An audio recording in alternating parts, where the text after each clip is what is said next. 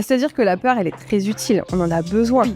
Par contre, la peur émotionnelle qui fonctionne exactement pareil, elle nous sert pas toujours. L'idée, c'est pas de mettre sous le tapis et de plus en parler, c'est juste, ok, là, je reconnais que j'ai peur. Par contre, est-ce que ça me sert d'écouter ma peur ou est-ce que ça ne me sert pas? Mais en fait, dans l'entrepreneuriat, si t'es entrepreneuse, vraiment, dans ton âme, dans ton cœur, tu vas avoir des idées un peu genre visionnaires. C'est comme une artiste en fait. T'es en train de créer quelque chose pour la plupart qui n'existe pas dans ton environnement. Toi, t'es visionnaire. T'es quelque part où les gens, ils sont pas encore capables d'imaginer. Cette vision, elle t'est pas venue par hasard. Et en fait, la peur, elle va pas servir ta vision. Parce que la peur, c'est tout ce qui est inconnu. Mais bien évidemment que si t'es visionnaire, que si t'es en train d'entreprendre quelque chose qui a jamais été fait dans ton entourage ou dans ton monde autour de toi, les gens ils vont dire mais t'es folle. Oui, nous on est sérieuse. Vous nous croyez pas, vous avez peur, vous. Ok, c'est pas grave. Parce qu'en fait, on n'attend pas que l'opportunité vienne, on crée les opportunités. Quand t'es vraiment engagé, tu prends des décisions qui vont faire grandir ton business. Et ça change tout. Parce que quand t'es guidé par la peur, tu fais des décisions qui vont te faire faire des actions, mais tu sais pas trop où tu vas et tout ça. Alors que quand t'es engagé, quand tu dis « aujourd'hui je réussis », c'est non négociable, je vais réussir